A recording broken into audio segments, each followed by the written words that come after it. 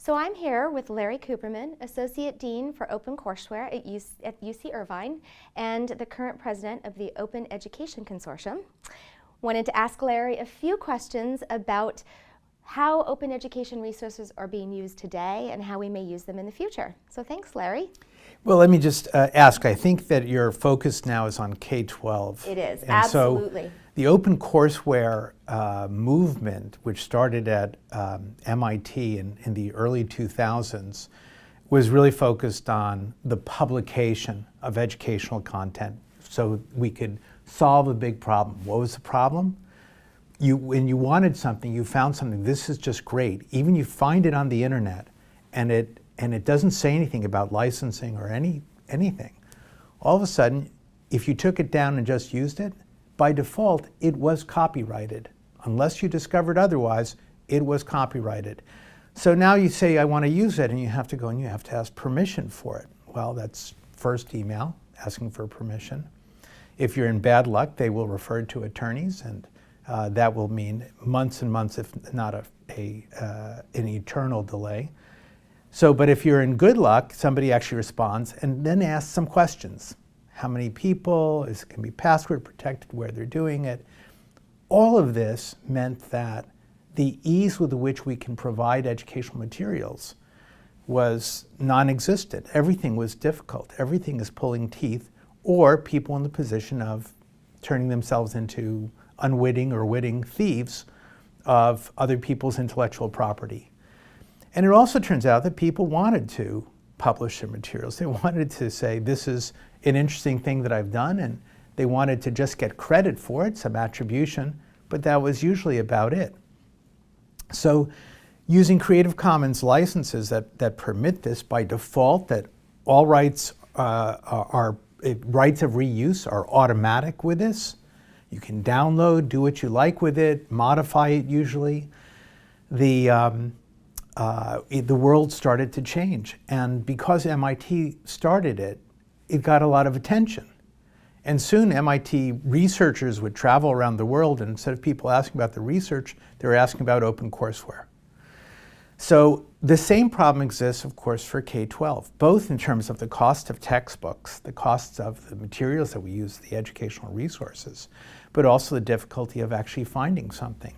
The good news is that now fast forward to 2014, and that there's just millions of pieces of content for every educational level that are Creative Commons licensed. People now understand it a little bit better.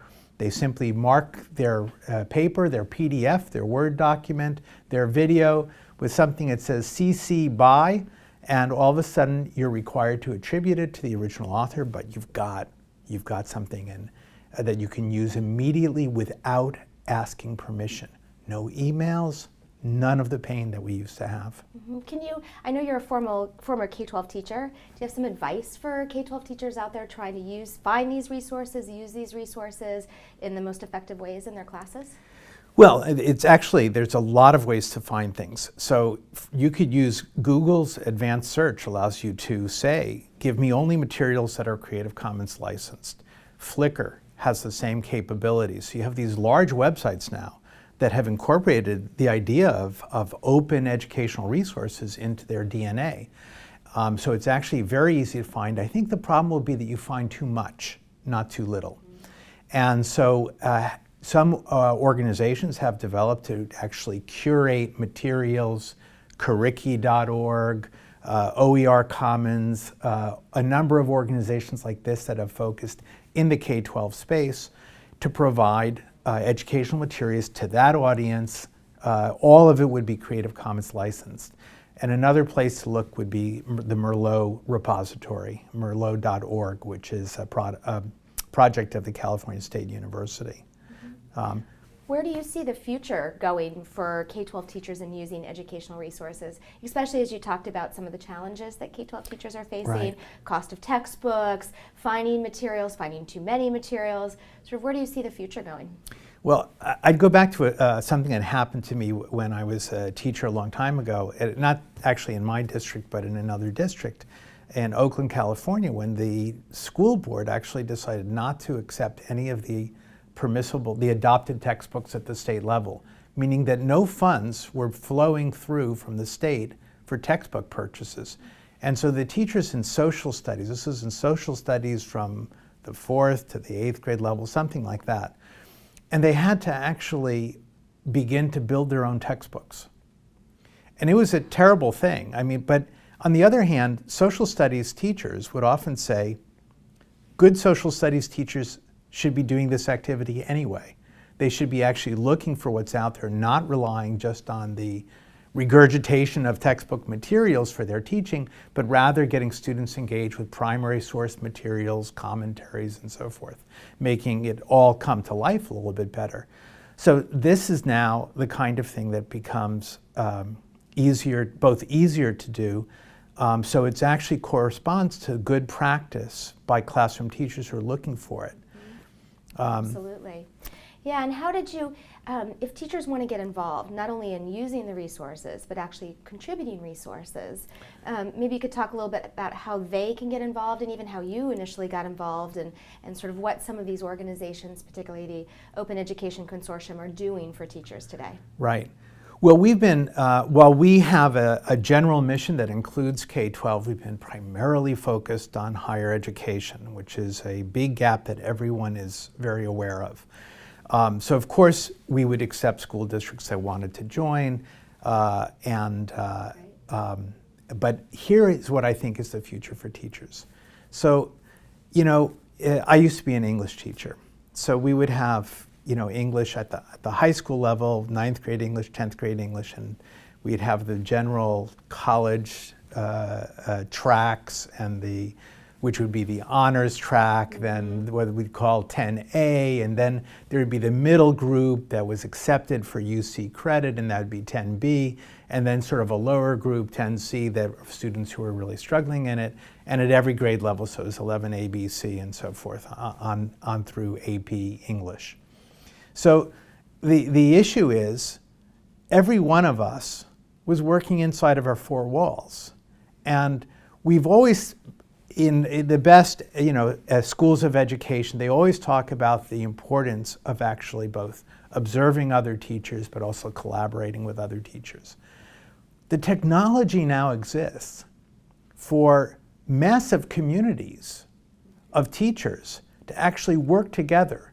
Like, what is a great course in English that's designed for learners of English, that's designed for students who are struggling, that's designed for students in danger of dropping out, or at the other level? What should we be doing at the advanced placement level? And it can be, all of it, I think, at every level is about the acceleration of learning. But in order to design the best possible courses for very specific target groups, you really need hundreds, if not thousands, of teachers casting their eyeballs on what they're doing and commenting in communities about this. That possibility now exists. The same process we have for MOOCs can be something where, I know of one project in which the purpose of the MOOC is to create a course.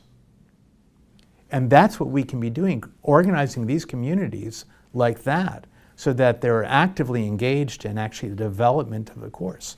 And then you'll start to see, well, why do we need the textbook? Because now we've got a living thing, it's going to be openly licensed, you can change it classroom to classroom, school to school, district to district, state to state. You can do what you need with it because you're starting with the idea of openness. And the idea of massive communities being part of that is very exciting, and I think it's the future of educational production of educational content, and of a new form of instruction as well. That's great. I love that, this mission to be able to encourage teachers to collaborate with one another and really build together. And I think that has a real international dimension to it as well.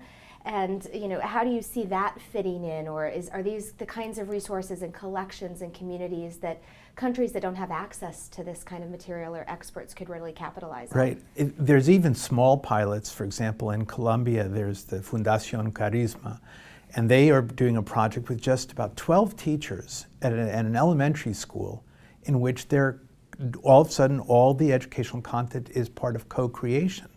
So just at that level, at the school level, you're breaking down the walls, and everyone has to think now, what's the best way to teach? Because that's where the content's derived from. It's that it all is part of instruction. It's not just something you read at home or something like that.